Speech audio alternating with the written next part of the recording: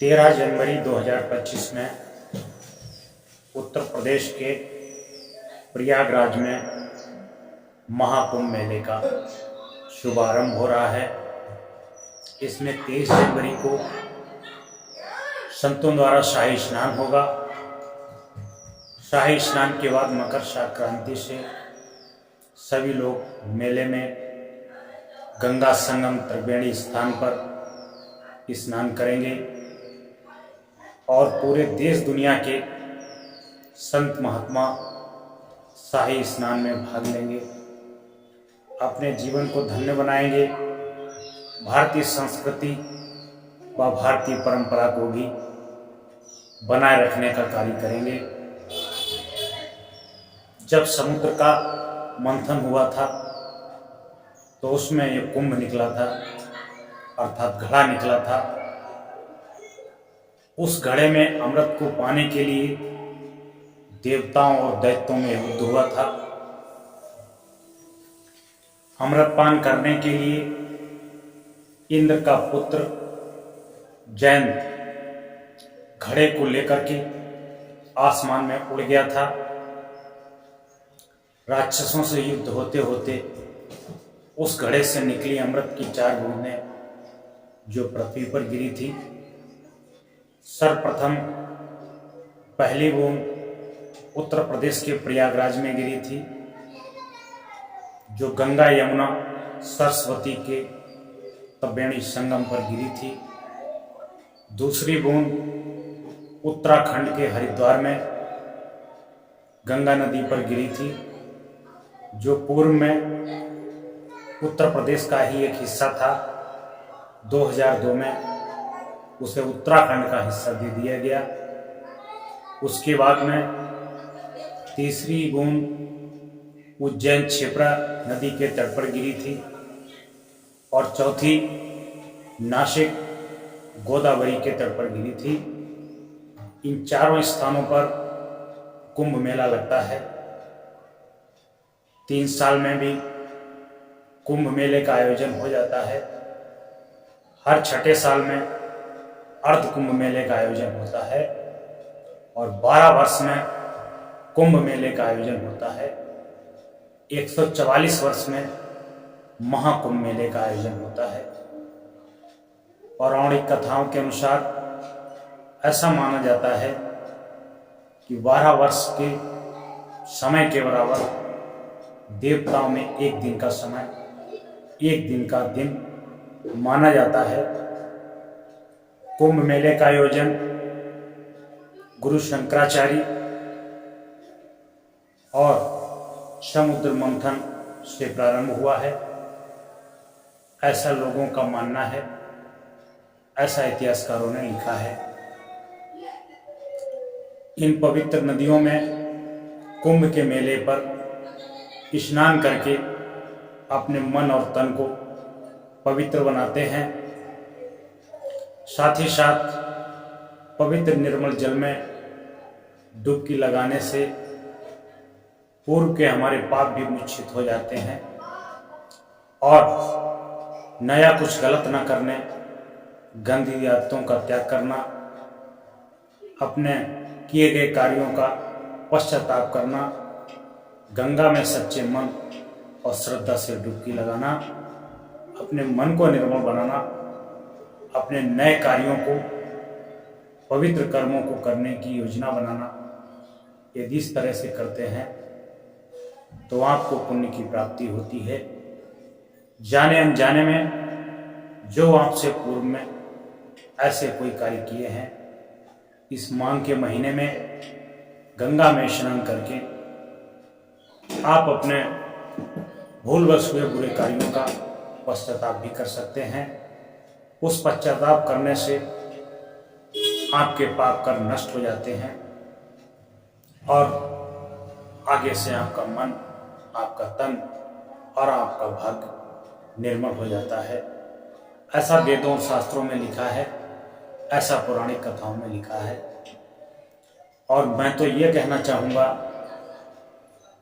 कि गंगा नदी में स्नान करिए, गंगा मैया में स्नान करिए, थोड़ा सा जल हाथों में लेकर कोई नई योजना बनाइए, कोई नया कार्य करिए और समाज सेवा का कार्य करिए, भक्ति का कार्य करिए, सनातन धर्म का प्रचार का कार्य करिए।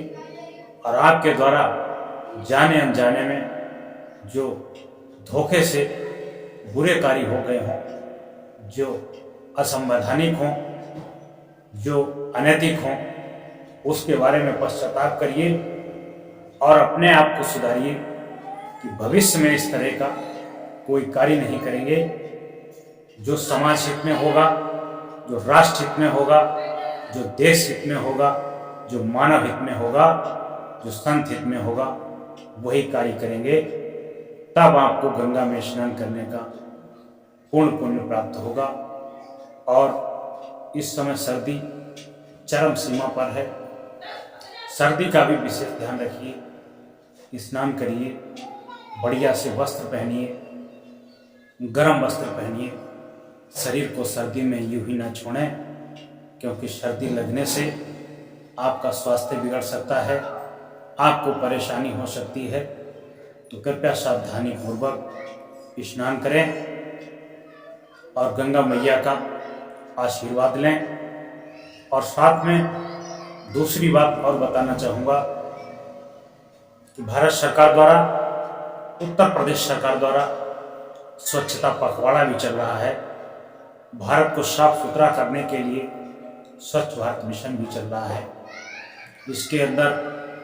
इसके अंतर्गत मैंने देखा है कि तमाम कर्मचारी सरकार की तरफ से लगाए गए हैं। इसमें हम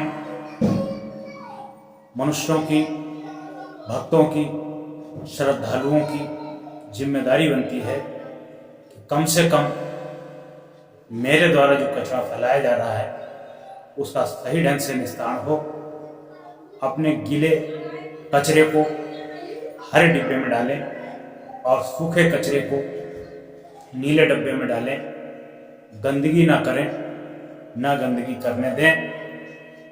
भारत को स्वच्छ बनाने में, भारत माता को स्वच्छ बनाने में हमारी आपकी सबकी जिम्मेदारी है। हम ही आप भारत माता को स्वच्छ बना पाएंगे। भारत को स्वच्छ बनाने में हमारी आपसे अपील है कि यदि हम अपना अपना साफ सफाई कर लेंगे, अपने अपने कूड़े का निस्तारण कर लेंगे, तो मुझे नहीं लगता है कि कहीं पर गंदगी होगी। गंगा के तट पर स्नान करके हम सभी लोग गंगा मैया का आशीर्वाद प्राप्त करेंगे, अपने जीवन को धन्य बनाएंगे और जीवन में नैतिकता, सदाचार और धर्म का प्रचार प्रसार करने के लिए अपनी संस्कृति को बनाए रहेंगे। जय गंगा मैया। इस संसार को,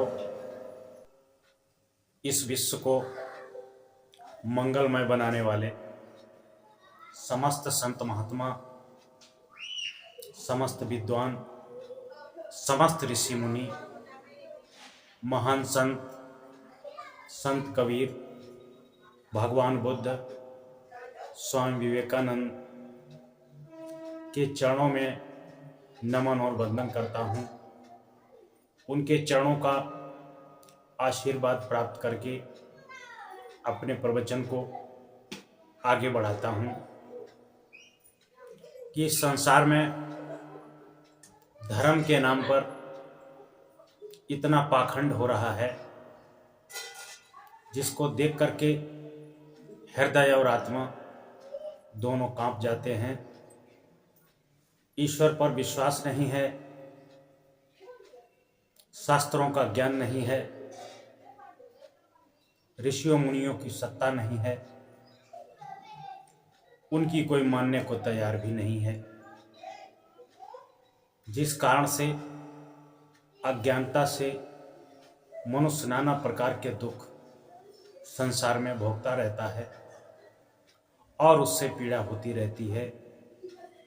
हर एक संत महात्मा, हर एक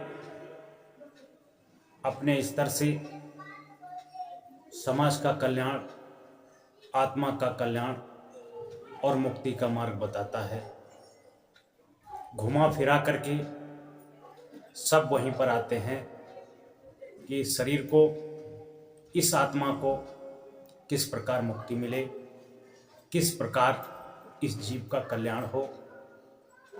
शास्त्रों से अध्ययन करके, गीता पुराण से अध्ययन करके, रामायण से अध्ययन करके, ऋषियों मुनियों के अध्ययन से जो उसमें से सार सार निकलता है उसको अपने जीवन में ग्रहण करके समाज को देने का कार्य करते हैं।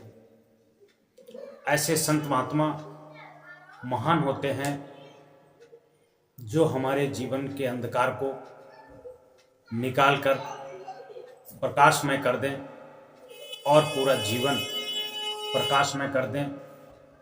जब जीवन का अंधकार समाप्त हो जाता है तो जीवन प्रकाशमय हो जाता है, ज्ञानवान हो जाता है। जब मनुष्य ज्ञानवान हो जाता है तो उसको सद्गति प्राप्त होती है और उसे किसी प्रकार का कष्ट और पीड़ा नहीं होती है।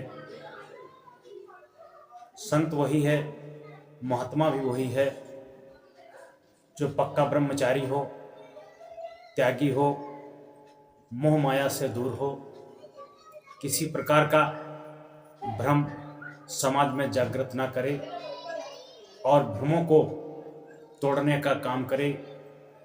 त्यागी हो, तपेश्वरी हो, माया मोह से दूर हो, ज्ञान का प्रकाश उसके अंदर हो, किसी प्रकार का सांसारिक आकर्षण उसको आकर्षण ना कर सके, कोई भी माया जाल संस्कार का उसके ऊपर हावी ना हो सके और किसी प्रकार का उसके अंदर नशा व्यसन ना हो, यहाँ तक कि लौंग इलायची तक का नशा ना हो।